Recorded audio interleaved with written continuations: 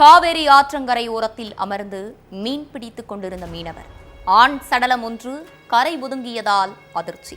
சடலத்தை மீட்டு விசாரணையில் இறங்கிய போலீஸ். சிசிடிவியில் பதிவாகியிருந்த பகீர் காட்சிகள். பைக் மூலம் சடலத்தை கொண்டு வந்து காவேரி ஆற்றில் வீசியது அம்பலம். வீட்டில் பதுங்கியிருந்த இளைஞர் ஒருவரை கஸ்டடியில் எடுத்து விசாரித்த போலீஸ். போலீசையே நடுநடுங்க வைத்த செல்ஃபி போட்டோ. இளைஞரை தலையிலேயே வெட்டி கொலை செய்து காவேரி ஆற்றில் வீசியது ஏன்? கொலைக்கான காரணம் என்ன?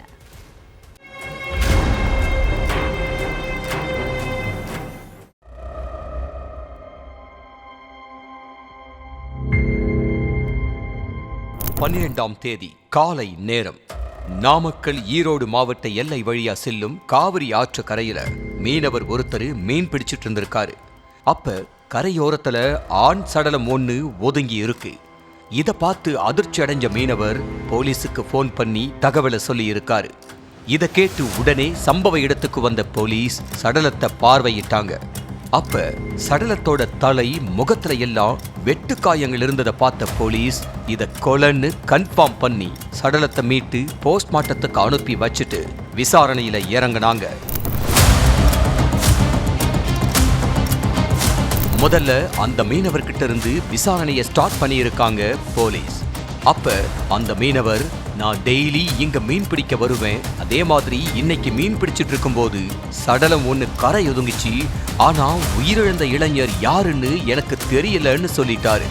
இந்த தகவல் பக்கத்துல உள்ள கிராமம் ஃபுல்லா காட்டு தீ மாதிரி பரவனதுனால பொதுமக்கள் எல்லாரும் ஸ்பாட்ல கூடியிருக்காங்க. அப்ப அங்கிருந்த கூட்டத்தை கட்டுப்படுத்தின போலீஸ் ஒரு சிலர்கிட்ட மட்டும் உயிரிழந்த இளைஞர் யாருன்னு கேட்டு விசாரணை பண்ணி இருக்காங்க. ஆனா அதுலயும் எந்த ஒரு துப்பம் கிடைக்கல.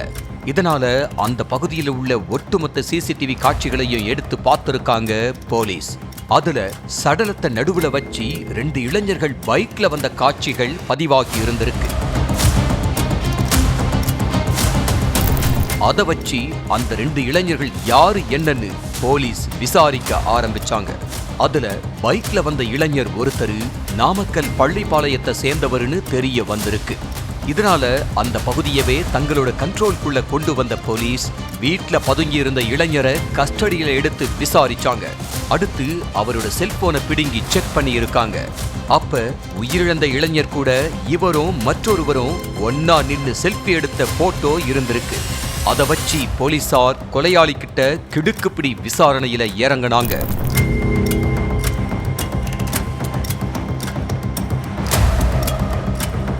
நாமக்கல் மாவட்டம் பள்ளிப்பாளையத்தை சேர்ந்தவர் 22 வயசான மகேந்திரன். எந்த ஒரு வேலை வெட்டிக்கும் போகாத மகேந்திரன் வேண்டாத சேர்க்கையால மது போதைக்கு அடிமையாயிட்டாரு. இவரோ அதே பகுதியைச் சேர்ந்த 2 இளைஞர்களும் ரொம்ப க்ளோஸ் ஃப்ரெண்ட்ஸா பழகி இருக்காங்க. எங்க போனாலும் இவங்க 3 பேரும் ஒன்னா ஊர் சுத்திக்கிட்டும் மது குடிச்சுக்கிட்டும் ஜாலியா இருந்திருக்காங்க. 3 பேரும் ஒன்னா உட்கார்ந்து மது குடிக்கும் போது அப்பப்ப இவங்களுக்குள்ள சண்டை வர்றது வழக்கம். ஆனா அந்த சண்டைய இவங்களுக்குள்ளேயே பேசி முடிச்சுப்பாங்களாம். கடந்த 11ஆம் தேதி நைட்டு பள்ளிப்பாளையம் பகுதியில் உள்ள அடர்ந்த காட்டு பகுதியில உட்கார்ந்து 3 பேரும் மது குடிச்சிருக்காங்க. மகேந்திரனை தவிர்த்து மற்ற 2 இளைஞர்கள் கஞ்சாவும் இழுத்ததா சொல்லப்படுது. அந்த நேரத்துல மகேந்திரனுக்கும் அந்த 2 இளைஞர்களுக்கும் இடையில பயங்கர சண்டை ஏற்பட்டு இருக்கு.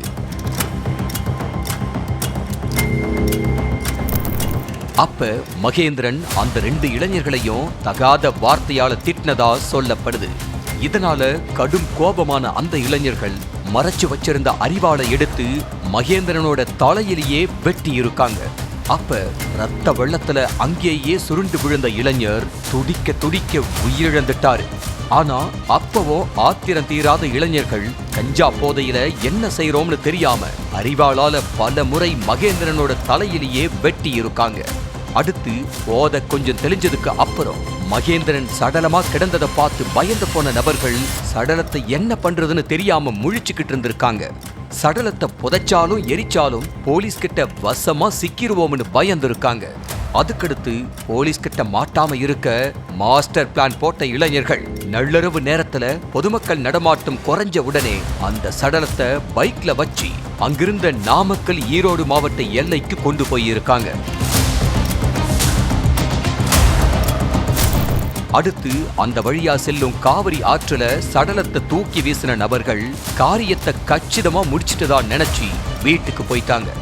ஆனா சிசிடிவி காட்சி மூலமாவும் செல்போன்ல 3 பேரும் ஒன்னா நின்னு எடுத்த செல்ஃபி போட்டோ மூலமாவும் எல்லா உண்மையையும் தெரிஞ்சுக்கிட்ட போலீஸ் பள்ளிப்பாளையத்துல உள்ள ஒரு வீட்டுல பதுங்கியிருந்த இளைஞரை அரெஸ்ட் பண்ணிட்டாங்க. தலைமறைவா இருக்கிற மற்றொரு இளைஞரை வலை வீசி தேடிக்கிட்டு இருக்காங்க.